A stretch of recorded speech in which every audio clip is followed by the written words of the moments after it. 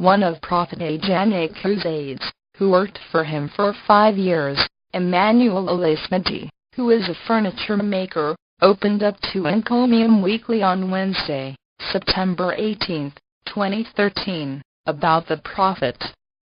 Read the interview below. How did you become one of late Prophet Ajanaku's aides? The first day I saw him, I was not attracted to him because of his physical look. He bleached. However, when my boss, who was one of his church members, introduced me to him, he prayed for me. My decision to visit his church was based on curiosity. That was in 2007. Sincerely, there is no way you won't marvel at his preaching. He preached with persuasive and authoritative words. I was wowed. And that was when he was about completing his multi-millionaire mansion. And most of the church members volunteered to assist the builders. He asked me to work for God in his house and do the furniture. I can't lie to you, when Prophet Ajanaku spoke you would think it was God. His church members saw him as God. He often told us that he wines and dines with God and that if he wants anybody to die tomorrow, it would happen. We all respected and feared him. You dare not say no to his request. He said he had the power to save someone from ultimate death. My decision to open up was not to malign his character but be factual. Even before his death, I confessed this feat openly to him. I can't doubt his power, but not as a Christian. For instance, someone came to see him. He said some people predicted he was going to die at a certain date. Thus, he was warned not to go out. Prophet Ajanaku closed his eyes for a minute and the next moment said the man should go out that day, that nothing would happen to him. And nothing happened to him indeed. I can say that though he was very powerful, but his lifestyle and character were questionable. How many months did you work in his house? I stayed inside his house for 9 months, to complete the whole job. The reason was that most of the job was done at night. He won't allow you to work on the upper parts of the house during daytime until he gave you the nod. And mostly at night. If you complained that it would disturb people staying with him, he would say as the owner, all I needed was his approval. How would you describe him? Although he wielded spiritual power, but he was not a man of God. The bubble burst some years back when one of his personal aides, Mr. Adifeso, traveled with him to South Africa on a missionary assignment. The aide is quite educated. He is an elderly person. That was in November 2010. And there is one thing about Prophet, whenever he is angry with anybody, he would tell the church members that God is angry with such person and that anybody that relates with such a person would incur the wrath of God. Thus, once you incur his wrath, the whole church would stop greeting you. Before they traveled to South Africa, there was an issue on ground. He was renovating the church. He engaged the services of one of his church members, who sold woods and planks to supply the church. I supervised the project and it was an $750,000. He was to pay after the project. After the project, he refused to pay. And the member knew it wrecked his small business. It became an issue and it was his personal aide, Mr. Adifeso, who waited in and said Prophet would pay. That was when they traveled to South Africa. When they got back, we discovered they had an issue. The aide claimed he discovered some of his secrets while on the trip, but till date refused to disclose them. However, when Prophet came back, he quickly started telling us the man was evil, that we should excommunicate him. I know him well. Once he knew you had discovered some of his negative acts, He would blackmail you with lies.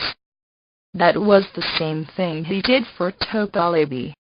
What are the things you discovered about him? First, he is a chronic liar. Do you know that the money he owed he never paid back? The matter was taken to the police at Pani and he denied owing the man. He said he has paid him. I was shocked. They called me as a witness. Though I was scared, but I stood for the truth. He spent over $500,000 to settle the case. And at the end we even became the victim. He specialized in turning the tide against people who speak the truth. He would fabricate lies against such person. And the medium he used most was a soft sell magazine. Second, I can tell you authoritatively that he sleeps with his female aides, who stay in his house. He has agents who recruit ladies in the church who are not employed. They use their situation to entice them to work and live with the prophet. And some only live with him for like 3 months, before he would fabricate lies against them and send them packing. But none of them could disclose their ordeal, because he was a god. But what about his wife? His wife, Joy, was staying in the upper room. She only comes down during church services. That's why most people don't really know anything about her. She dares not come down unless he gave approval.